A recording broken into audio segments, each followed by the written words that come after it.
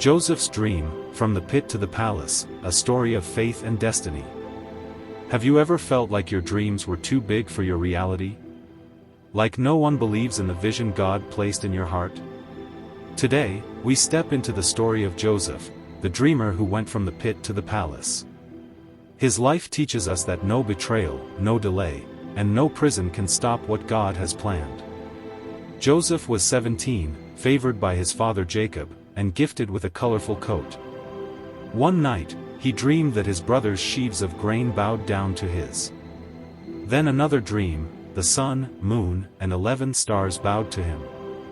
Excited, Joseph shared his dreams. But instead of joy, he met envy. Brothers' voices echo. Do you think you'll rule over us? Not everyone will celebrate your calling. But remember, when God gives a dream, He also gives the strength to protect it. The betrayal. One day, Jacob sent Joseph to check on his brothers.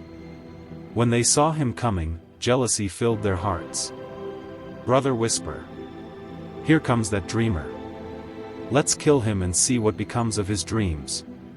They stripped him of his coat, the symbol of favor, and threw him into a dry pit. Later, they sold him to merchants for 20 pieces of silver. The dreamer was betrayed, but God was still watching. Sometimes, the pit is just a passage to your promise. In Potiphar's house.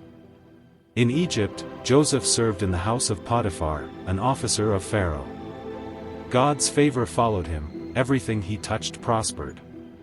Potiphar made him head over his entire household. But soon, temptation came. Potiphar's wife tried to seduce him, but Joseph stood firm. How can I do this great evil and sin against God? Angered, she lied, and Joseph was thrown into prison. Even when he did what was right, his world fell apart. But faith doesn't need fair conditions, it needs trust. The prison dreams. In prison, Joseph met two of Pharaoh's servants, the cupbearer and the baker. Each had a troubling dream. Joseph said, "Interpretations belong to God. Tell me your dreams." He revealed the meaning: one man would be restored, the other executed.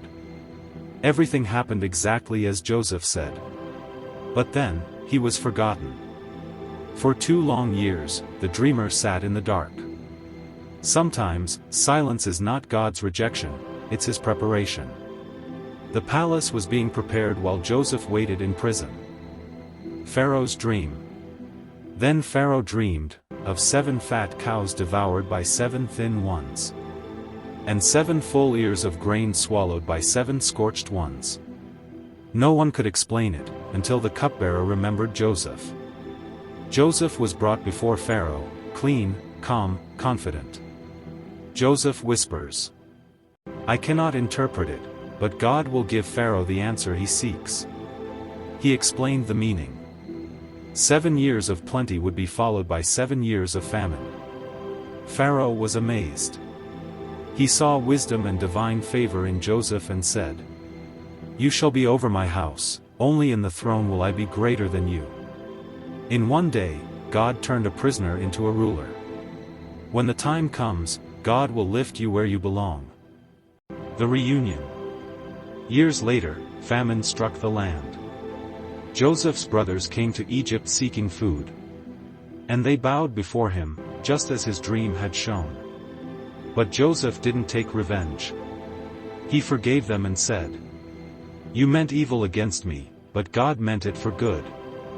The dream had come full circle. What looked like loss was actually leading to destiny.